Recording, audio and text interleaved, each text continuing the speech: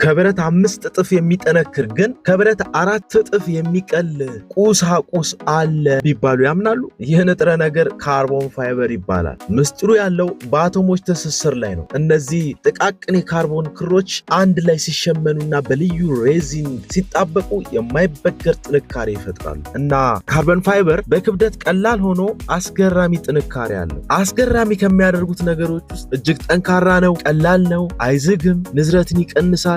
ያደጉ ሀገራት ብዙ ጊዜ በውድ መኪናዎች፣ አውሮፕላኖች፣ ድሮኖችና ብስክሌቶች ላይ በጣም ይጠቀሙበታል። እንደ ፌራሪ እና እንደ ላምቦርጊኒ ያሉ ኩባንያዎች መኪናዎቻቸውን በካርቦን ፋይበር ያቀርባሉ። ምክንያቱም በካርቦን ፋይበር የተሰራ መኪና ቀላል ነው፣ ደግሞ በጣም ፍጥነት አለ። ዛሬ በኮንስትራክሽን ዓለምን ካርቦን ፋይበር እየተጠቀሙበት ነው። የተሰነጠቁ ኮንክሪቶችን ለማጠናከር፣ ድልድዮችን ለማሻሻል እንዲሁም ህንፃዎችን ከመሬት መንቀጥቀጥ ለመከላከል ይጠቅማል። ካርቦን ፋይበር ቀላል፣ ጠንካራ፣ ዘመናዊ ነው። ይህ የቴክኖሎጂ ውጤት አሁን ግንባታን እየቀየረ ነው። ምናልባት ወደፊት የኛ ህንፃዎች፣ መኪናዎችና አውሮፕላኖች በዚህ ንጥረ ነገር ይሰሩ ይሆናል። እንደዚህ ያሉ የሳይንስ እውነታዎችን ከወደዱ ፎሎ ያድርጉ።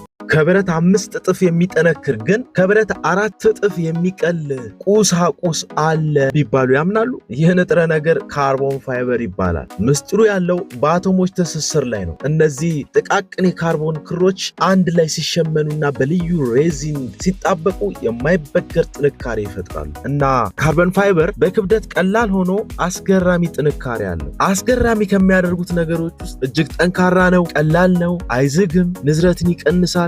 ያደጉ ሀገራት ብዙ ጊዜ በውድ መኪናዎች፣ አውሮፕላኖች፣ ድሮኖችና ብስክሌቶች ላይ በጣም ይጠቀሙበታል። እንደ ፌራሪ እና እንደ ላምቦርጊኒ ያሉ ኩባንያዎች መኪናዎቻቸውን በካርቦን ፋይበር ያቀርባሉ። ምክንያቱም በካርቦን ፋይበር የተሰራ መኪና ቀላል ነው፣ ደግሞ በጣም ፍጥነት አለ። ዛሬ በኮንስትራክሽን ዓለምን ካርቦን ፋይበር እየተጠቀሙበት ነው። የተሰነጠቁ ኮንክሪቶችን ለማጠናከር፣ ድልድዮችን ለማሻሻል እንዲሁም ህንፃዎችን ከመሬት መንቀጥቀጥ ለመከላከል ይጠቅማል። ካርቦን ፋይበር ቀላል፣ ጠንካራ፣ ዘመናዊ ነው። ይህ የቴክኖሎጂ ውጤት አሁን ግንባታን እየቀየረ ነው። ምናልባት ወደፊት የኛ ህንፃዎች፣ መኪናዎችና አውሮፕላኖች በዚህ ንጥረ ነገር ይሰሩ ይሆናል። እንደዚህ ያሉ የሳይንስ እውነታዎችን ከወደዱ ፎሎ ያድርጉ።